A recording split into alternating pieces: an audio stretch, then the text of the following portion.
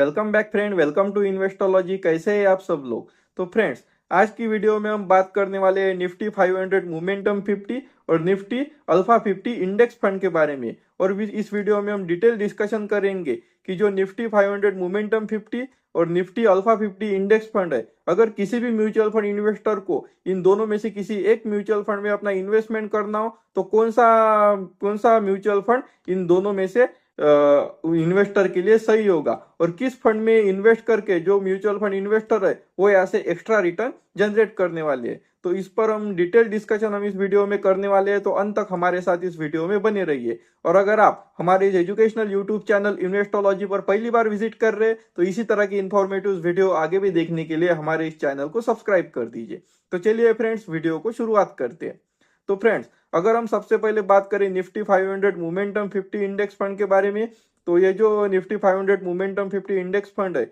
ये इंडिया की टॉप 500 जो लिस्टेड कंपनीज होती है उनमें से 50 ऐसे स्टॉक में अपना इन्वेस्टमेंट करती है जो मोमेंटम पे बेस होता है। और अगर हम बात करें निफ्टी अल्फा 50 की, तो ये इंडिया की टॉप 300 जो स्टॉक होते हैं, जो स्टॉक मार्केट में लिस्टेड होते हैं, उनमें से टॉप 50 ऐसे स्टॉक में अपना इन्वेस्टमेंट करता है जिसमें सबसे ज्यादा अल्फा जनरेट किया होता है। यानी अगर हम बात करें निफ्टी मोमेंटम 50 की, तो ये जो निफ्टी 500 मोमेंटम 50 है, इसमें इसमें आपको लार्ज कैप कंपनीज के टॉप 100 स्टॉक, मिड कैप के 150 स्टॉक और स्मॉल कैप के 250 स्टॉक, ऐसे तीनों लार्ज कैप, मिड कैप और स्मॉल कैप का अच्छा खासा मिक्सचर आपको यहाँ पे देखने को मिलेगा। और अगर हम बात करें अल्फा स्ट्रेटेजी वाले फंड के बारे में, तो ये इंडिया की टॉप 300 कंपनीज में यहाँ पे अपना इन्वेस्टमेंट करता है। तो इसके पोर्टफोलियो में आपको टॉप 100 लार्ज कैप स्टॉक और top top 150 mid cap stock और बाकी इसके बाद बचे बचे हुए 50 स्मॉल कैप स्टॉक। तो इसमें भी आपको particularly small cap, mid cap और लार्ज कैप तीनों तीनों के कॉम्बिनेशन पे जो जिन जिन भी 50 स्टॉक में सबसे ज्यादा अल्फा जनरेट किया हुआ है उसी स्टॉक में ये फंड अपना इन्वेस्टमेंट करता है। लेकिन हम इन दोनों की इन्वेस्टमेंट स्ट्रेटेजी की बात करें तो जो निफ्टी 500 मोमेंटम 50 है, इसमें आपको लार्ज कैप के स्टॉक जो है उसका एक्सपोजर आपको यहाँ पे ज्यादा देखने को मिलेगा, क्योंकि ये यहाँ पे इसके पोर्टफोलियो में आपको 200 स्मॉल कैप स्टॉक देखने को मिलेंगे। वही अगर हम बात करें निफ्टी अल्फा 50 वाले फंड के बारे में, तो इसका जो इंडेक्स है, ये यहाँ पे सिर्फ 300 स्टॉक को यहाँ पे अपना टारगेट करता है। तो यहाँ पे इसको सिर्फ इन्वेस्टमेंट करने के लिए स्मॉल कैप कैटेगरी के सिर्फ 50 स्टॉक मिलेंगे।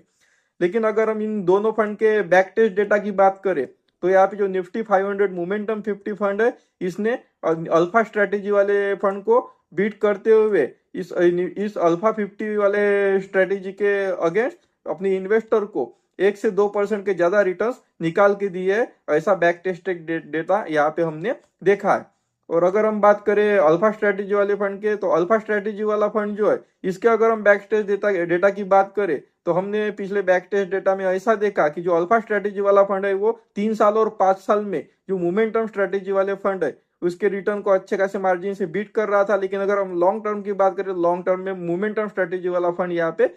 अल्फा स्ट्रेटेजी वाले फंड को बीट करता हुआ हमें नजर आ रहा था। तो अगर हम इन दोनों स्ट्रेटेजी वाले फंड की बात करें, तो इनमें इनके जो पोर्टफोलियो है, इसमें आपको बहुत ज्यादा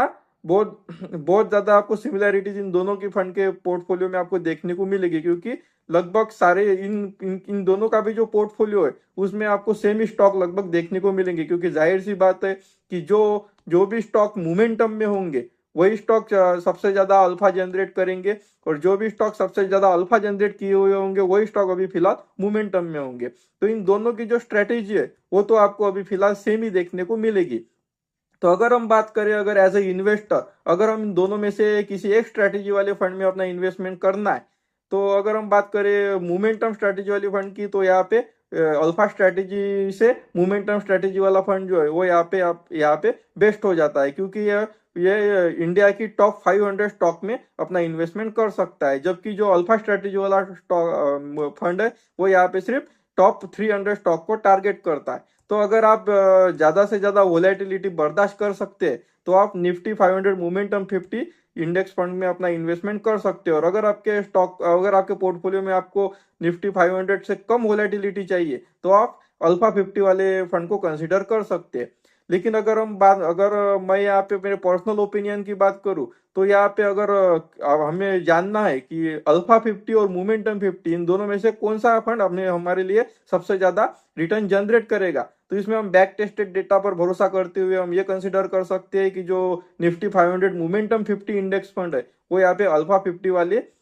50 स्ट्रेटेजी वाले फंड से यहाँ पे बेहतर रिटर्न अपने इन्वेस्टर को निकाल के देगा। लेकिन यहाँ पे आपको एक बात हमेशा ध्यान में रखनी है कि ये जो मैं आपको बता रहा हूँ, ये सिर्फ बैक टेस्टेड डेटा के बेस पे मैं आपको बता रहा हूँ। लेकिन यहाँ पे 100% गारंटी के साथ आपको यहाँ पे कोई नहीं बोल सकता है कि जो मोमेंटम स्ट्रेटेजी वाला फंड है या जो अल्फा स्ट्रेटेजी वाला फंड है, इन दोनों में से कौन सा फंड आपके लिए बेहतर होगा और कौन से फंड में आपको यहाँ पे सबसे ज्यादा रिटर्न देखने को मिलेगा। क्योंकि 100% गारंटी के साथ तो इक्विटी मार्केट में यहाँ पे आपको कोई भी नहीं बोल सकता है। तो अगर आपको अगर लॉन्ग टर्म के लिए इन्वेस्टमेंट करना हो और आपको अल्फा स्ट्रेटेजी वाले या मोमेंटम स्ट्रेटेजी वाले फंड में अगर आपको इन्वेस्टमेंट करना हो, तो आपको यहाँ पे निफ्टी 500 मोमेंटम 50 वाले फंड को यहाँ पे कंसिडर करना चाहिए। अगर मैं आपको अल्फा स्ट्रेटेजी वाला फंड पसंद है, तो अगर यहाँ पे फ्यूचर में अगर कोई निफ्टी 500 के बेस पर यहाँ पे कोई अल्फा फंड अगर किसी म्यूचुअल फंड ईएमसी ने लॉन्च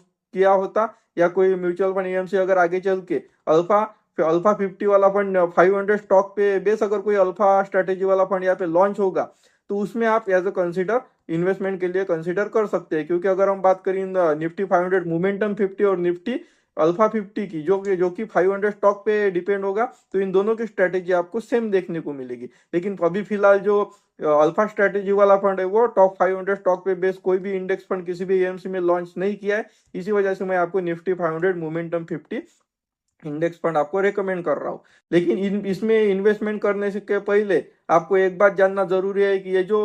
मोमेंटम स्ट्रेटेजी वाले या अल्फा स्ट्रेटेजी वाले इंडेक्स फंड होते हैं, इनका जो स्टैंडर्ड डेविएशन है वो यहाँ पे बहुत ज्यादा हाई होता है। क्योंकि ये जो फंड है, इसमें वोलेटिलिटी बहुत ज्यादा होती है। क्योंकि अगर हम बात करें पिछले 6 महीने की, तो किसी भी म्यूचुअल फंड इन्वेस्टर ने यहाँ पे निफ्टी 500 मोमेंटम 50 वाले फंड में अपना इन्वेस्टमेंट किया होगा, तो उसको अभी फिलहाल जो अपना इन्वेस्टमेंट है, वो यहाँ पे 20% से लेके 30% तक निगेटिव यहाँ पे देखने को मिल रहा होगा। क्योंकि ये जो फंड होते हैं, इसमें जो वोलेटिलिटी होती है, वो यहाँ पे स्मॉल कैप फंड से भी ज्यादा होती है। क्योंकि यहाँ पर इनको एक्टिवली मैनेज नहीं किया जाता, इसलिए आपको इसमें होने वाली वोलेटिलिटी को भी कंसीडर करना चाहिए और ये जानना चाहिए कि ये इन दोनों फंड की जो रिटर्न होते हैं, वो बहुत ज्यादा वोलाटाइल होते हैं। तो आपको इन फंड में इन्वेस्टमेंट करने से लिए इस बात के लिए भी तैयार रहना चाहिए कि अगर स्टॉक मार्केट में गिरावट होती है, तो आपको आपके पोर्टफोलियो में यहाँ पे मिनिमम 20 से 30% तक की गिरावट आपको देखने को मिल सकती है। तो अगर आपका जो म्यूचुअल फंड इन्वेस्टमेंट, अगर आप म्यूचुअल फंड में अपना इन्वेस्टमेंट करते हैं और आपका जो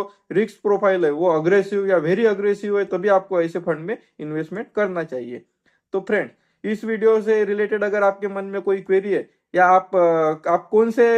से मोमेंटम फंड या अल्फा फंड में अपना इन्वेस्टमेंट कर रहे हैं, आप मुझे अपनी इस वीडियो के कमेंट बॉक्स में कमेंट करके बता सकते हैं। या आपको किसी पर्टिकुलर टॉपिक पे वीडियो चाहिए, तो आप हमारे चैनल के कमेंट बॉक्स में कमेंट कीजिए, मैं डिटेल वीडियो उस पर जल्दी पब्लिश करूंगा। तो फ्रेंड्स, इस वीडियो में फिलहाल इतना ही, मिलते हैं नेक्स्ट वीडियो में। तब तक के लिए जय हिंद, जय भारत।